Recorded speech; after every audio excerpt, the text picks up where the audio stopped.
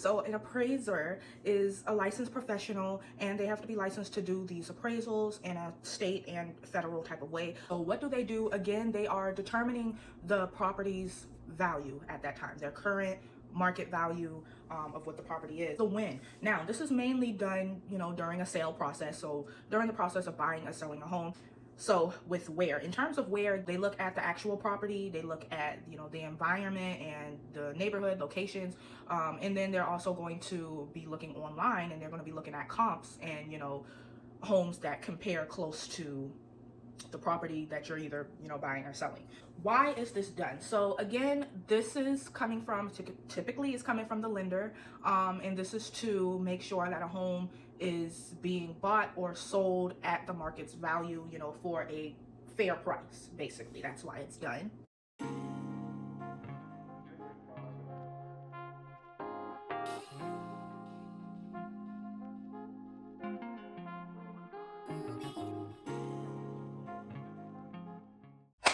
Welcome to the Real Yasherica, my real side in all things real estate. I'm Yasherica, and today's video is dedicated to Members Monday.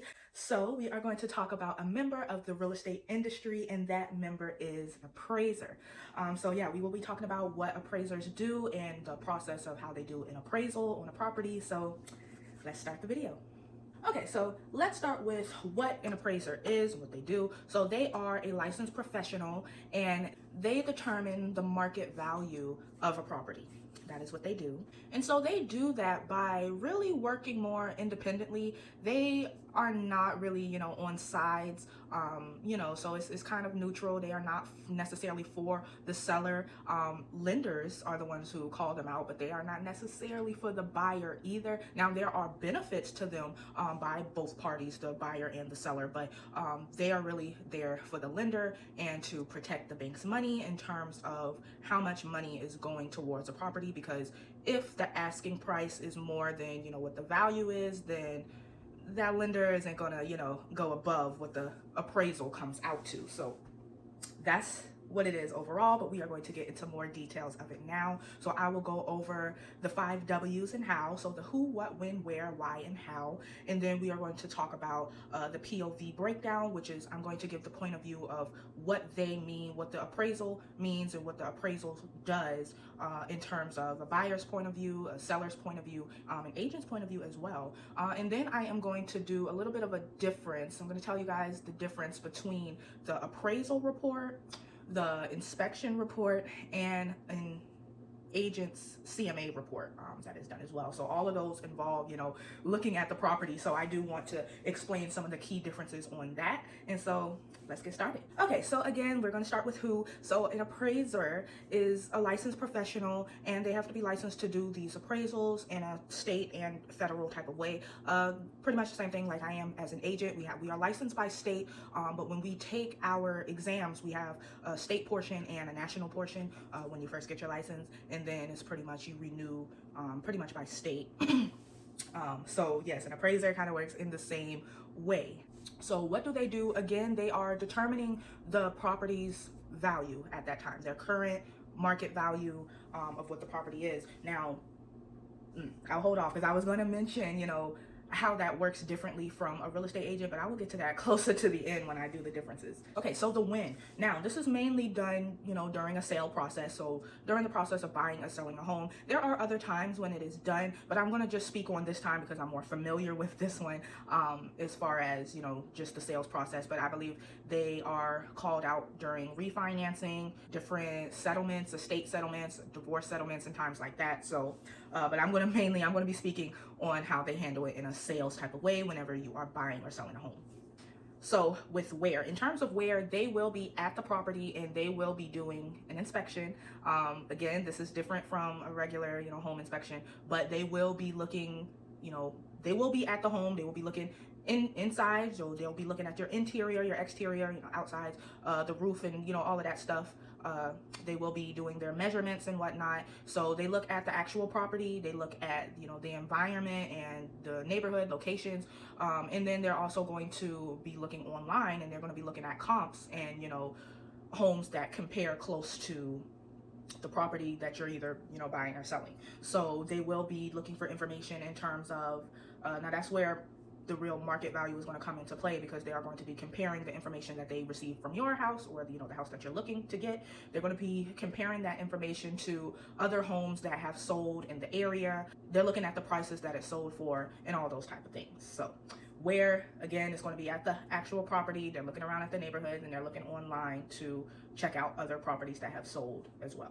Okay, so why is this done? So again, this is coming from, typically it's coming from the lender, and this is to make sure that a home is being bought or sold at the market's value, for a fair price. Basically, that's why it's done.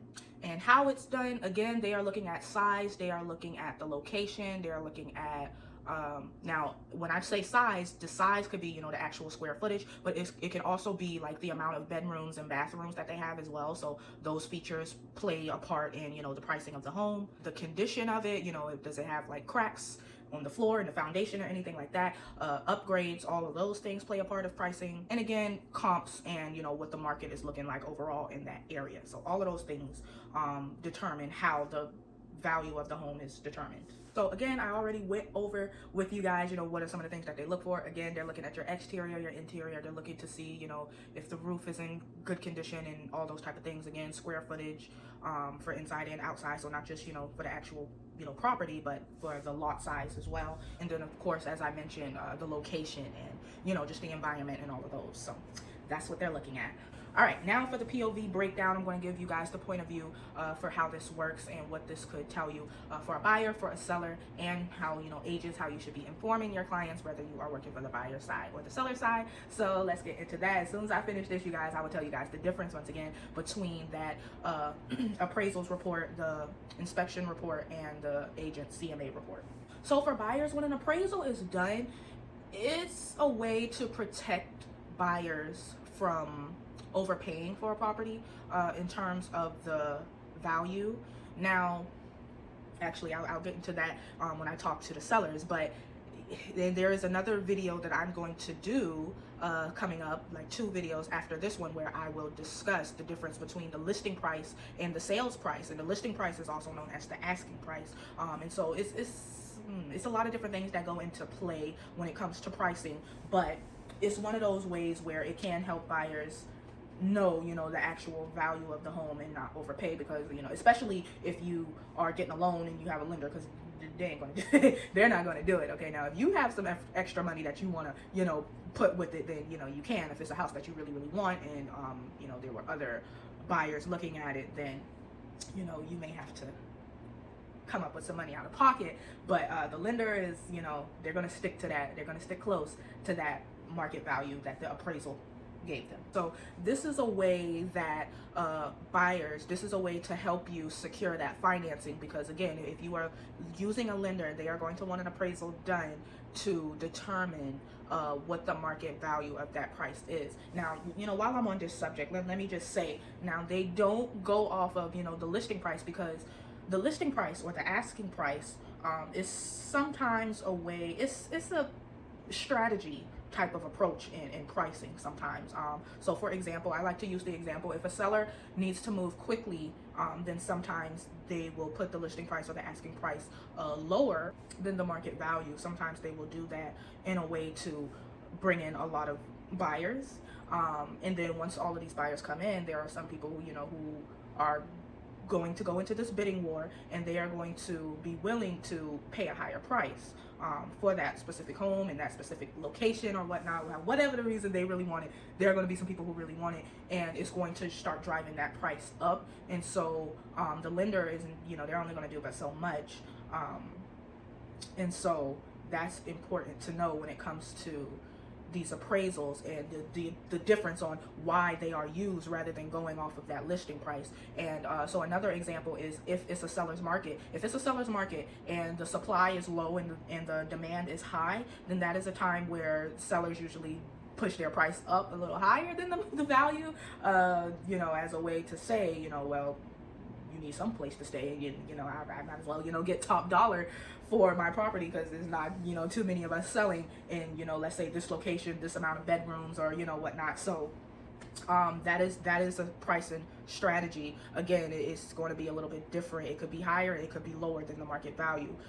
So that's another reason why appraisals are done, and that's why it's protecting the bank, because the starting price, the listing price, or the asking price is not always the actual market value. So that is why they call on these appraisers to come out and do appraisals. So again, if the appraisal comes out lower, then you want to negotiate with these sellers, and if it's a house, if they're not budging and it's a house you really want, then that is a point in time where you may have to come out of pocket, or step away from the deal and look for something else.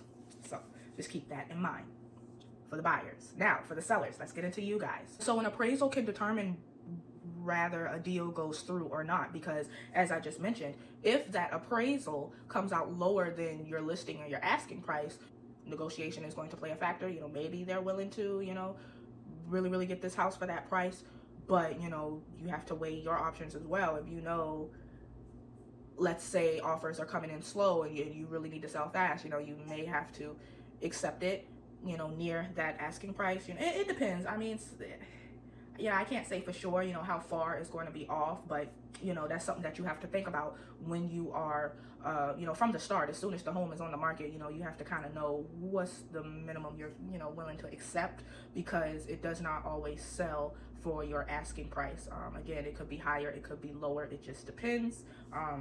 And that depends on a numerous amount of things. I can't tell you, oh, you're, positive to get it higher, or this market isn't looking too good, you're going to get it lower. You could get it higher in a cold market. It's possible.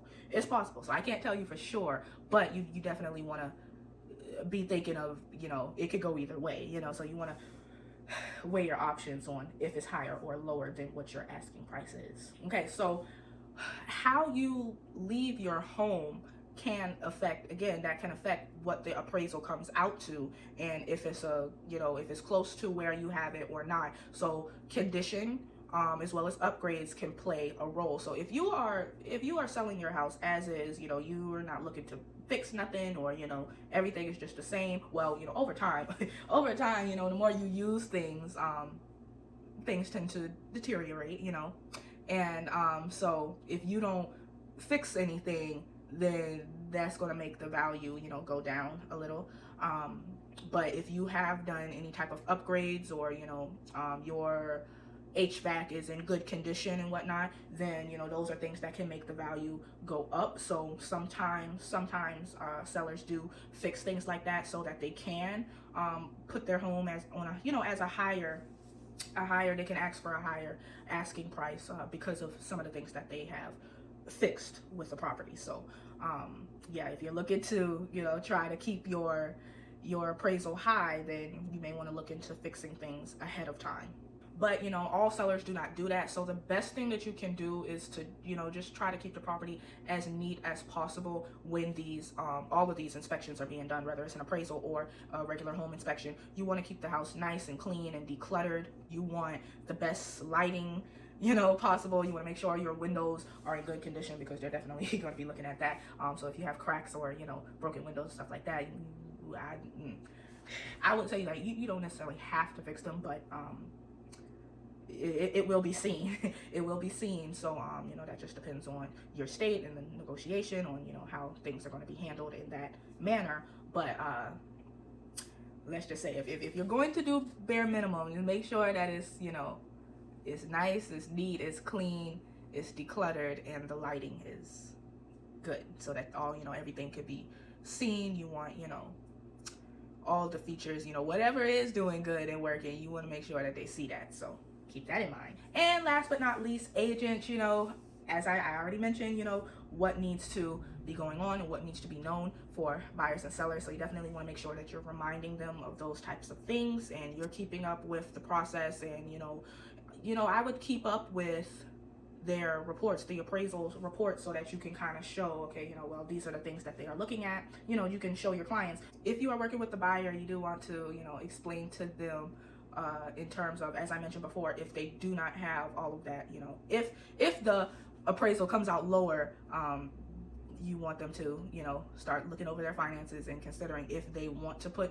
some more of their money out of pocket for the home, or if not, what do they want to do? If they want to do that, or if they want to, back away from the deal, it's better to know these things ahead of time, because you are going to be on a timeline. These contracts are, they don't play. It's very tedious, especially with timing. So it's good to get them ahead of that so they know, okay, what they want to do. Same thing for sellers. You want to, let them know ahead of time, what the options are and what they want to do, because they could lose the buyer if they take too long to make a decision, so try to get them ahead of time as much as possible. But overall, you want to, educate them as best as possible. Educate your clients on, what this appraisal is going to do, what the results could mean if the report comes out higher or lesser than the original asking price.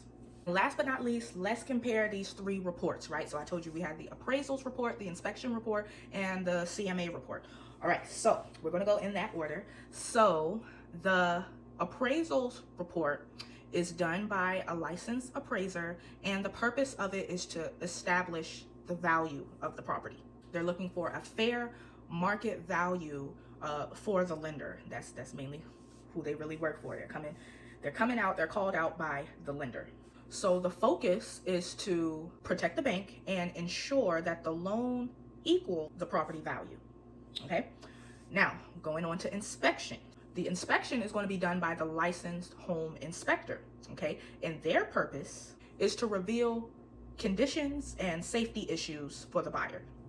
So theirs is going to be a little bit more specific. So, okay, I mentioned the appraisal may look at the condition of like the HVAC, but an inspector can tell you more on, well, okay, let's say it is in good condition. If it is in good condition, they could tell you maybe an estimate on how long, it's going to last, or, they could also tell you if it's not in good condition, they can tell you the problems with that, the issues that can come from that, or, they could tell you a little bit about your estimate on pricing, and when that's to come. So they can look at things like that. And so their focus is structural, mechanical, and livability concerns. So, they want to make sure that the property that is, is able for someone to live in, so they're looking at the conditions, they're looking at electrical, plumbing, and those type of things. Again, they can kind of give you an idea on issues that are currently there or may come in the future. So structural, let's say I mentioned a crack in the foundation. So if that is the case, they could tell you,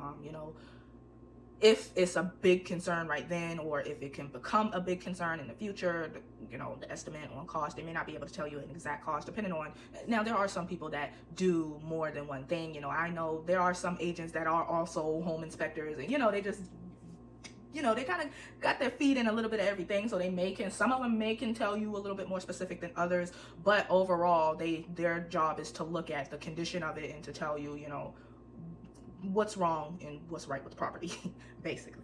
And last but not least is the CMA report, and that is done by agents. So so that is done by real estate agents or realtors. So the purpose of it is to determine or suggest a listing price or an offer price. Now, a CMA is mainly done for sellers, clients. So seller's agent or the listing agent typically do those, but those are done for buyers as well. So that's why I mentioned offers. So I'm going to have to kind of split this a little bit. So let's start with sellers. Matter of fact, let me explain what a CMA report even is. Okay, so CMA is a comparative market analysis. So it's pretty much in the name. It is when an agent compares a property based on other properties like in the area or that have sold that is similar to that property. So if you have a 3-bedroom home, you're going to be looking at other 3-bedroom homes. If there aren't any other 3 bedrooms, then you're going to be looking at whatever's closest to that, because sometimes it just depends. But you are trying to find as many homes that's close to the one that is being sold, or that your client is buying, and you want to compare it to the other properties to determine a specific price. Now, if it's done for sellers, as I've mentioned before, appraisals focus specifically on that market value. But as I said before, agents do not always go by that specific market value. There is a strategy to how these things are done. So for a listing agent or the agent that is working for the seller, they may give a price, they may go up or down based on the market or whatever the seller's needs are. So again, if If the seller has to move and they want to get this done as fast as possible, they're probably going to bring that price down.